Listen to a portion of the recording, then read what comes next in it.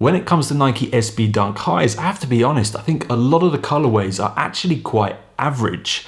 However, when it comes to this sneaker, there's nothing average about it. Hello YouTube, welcome back to my channel Kingsdown Roots. My name's Matt Ridout, R-I-D-O-U-T, and today we're going to be unboxing and reviewing a brand new collaboration between Ishod Wair and Magnus Walker with the Nike SB Dunk High.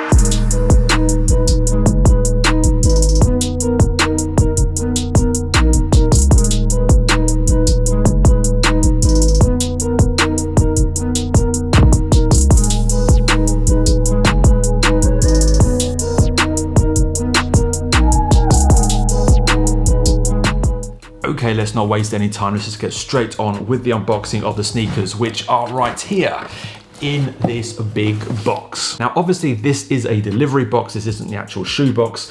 I've actually picked these up from eBay, and this is the first time I've actually used them since they rolled out their authentication program. So for those of you that don't know, eBay now do authentication just like StockX and GOAT. So these have been authenticated, they should be genuine. It took about 4 days for them to arrive too, so it took a little bit extra than it normally would when you're buying from eBay from trusted resellers. But I guess in comparison to StockX and GOAT here in the UK, 4 days is pretty good. Very happy that we've got the multicolored Nike SB Dunk box because we know there's gonna be a treasure inside. Okay, wow. These look insane in hand.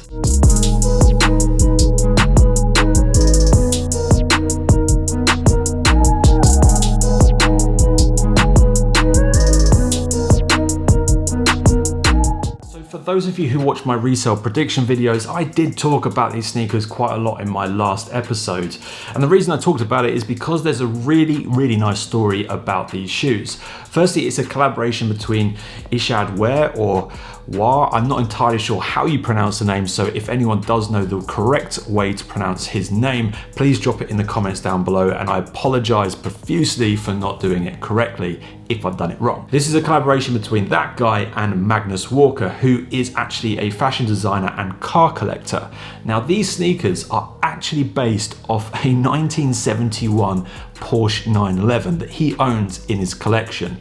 Now, if you look at that car and then look at these sneakers, you can tell directly that there is so much inspiration from his vehicle with these shoes, just through the colors, the styling, and the numbers that actually appear on these shoes. It's like a like-for-like comparison. It's just so crazy, but also a really cool idea. But anyway, my first impressions of the shoe is that I wasn't really expecting it to look like this in person. Obviously, I've seen the product images, I saw the kind of shape and the colors, etc. But the actual material being used on this is just so unusual. I don't think I've ever seen anything like it. It's a distressed leather is all I can kind of describe it as. Imagine you've had this sneaker in a sneaker cabinet for 50 years and it's been untouched, and you take it out and this is what it looks like. This is actually, it feels old, but it doesn't feel like it's fake old. It feels like it's really actually just an old shoe. I wonder if Nike have been holding on to these for 50 years and they've actually just now released them. That would be really crazy, wouldn't it? So let's talk through the sneaker then, as and how I see it, starting with the outer sole, which you can see is actually a really cool, nice design. Again, it's got that distressed feel about it. Some of the paint is slightly worn on the heel and the front. You've got a combination of the red, the white, and the blue throughout the kind of standard Nike SB Dunk outer sole design. Moving to the midsole, again, you have this kind of worn and distressed look about it.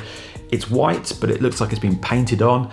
It looks like you can almost see the blue that's underneath the white. So it's got this kind of distressed old appearance. And then at the heel, I really love this. You've got this Nike SB logo, which kind of looks like the Porsche logo a little bit. So again, really nice touch and detail by Nike. Then on the upper of the sneaker, it's predominantly white in that kind of distressed leather. However, there are a few different materials around the sneaker too. I think on the toe box, it's a kind of denim material, which is really strange. I have seen that the leather around the toe box and the sides of the shoe can be worn away, and it's kind of yellow in appearance underneath that. So again, another dimension to the sneaker if you want to wear them and rock them and make them look like they're even more worn. The laces on these shoes are pretty nice too. You've got the blues on one and reds on the other. Now these do actually come with extra laces, I think. Yeah, you've got SB laces and blue and red ones, so you can either switch up the laces to choose one color, or you can mix them up a little bit like it comes as standard. There's some other really nice pieces of detail scattered around this shoe too. You've got a few different logos on the inside and outside of the shoe in black, and you've got the Union Jack actually stitched into the back heel of the shoe too, which is a really nice design. And then inside the shoe you get something which is even more unique and interesting. You have this tartan design for starters, and there's no padding around the ankle at all, which you usually get with Nike SB Dunks.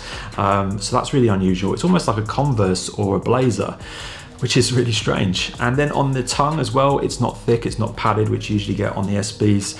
So that's really different and unique, but I quite like it. So anyway, I'm gonna stop talking about these shoes now. I'm gonna start putting them on my feet and giving you guys a couple of different on-feet looks and styles. I'm really interested to see how this feels on foot. So yeah, let's do that now.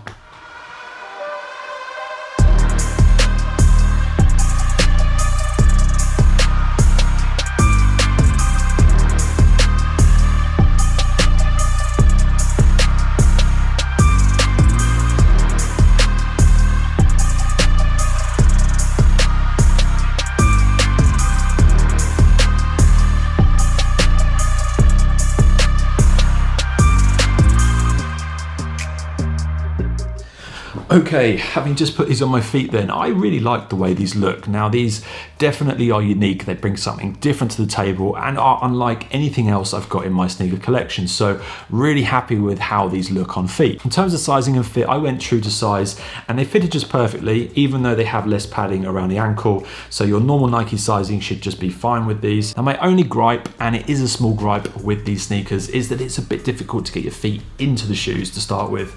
It's quite tight around the sides and the front of the shoe, which makes your foot a bit difficult to get into, which takes a bit longer than usual, but besides that, it's a really small gripe and it's not really a big deal. So overall then, I'm just so happy to have this sneaker in my collection, and I actually think this is probably one of my favorite Nike SB Dunk high collabs to have ever existed. I actually think that because it's got a great story, the way it's looking, the uniqueness of the design and the materials, yeah, it's pretty much up there, if not my favorite Nike SB Dunk high ever. Which is a huge statement, I know, but it's true. So yeah, anyway, on that note, that's it for me today. I've been Matt Rideout. This has been Kingsdown Roots. If you've enjoyed my video, please drop me a comment and a like down below. It really does mean the world to me. You can also follow me up here on Instagram. I post a lot of content on there too. Thanks very much for watching. Take care. Bye-bye.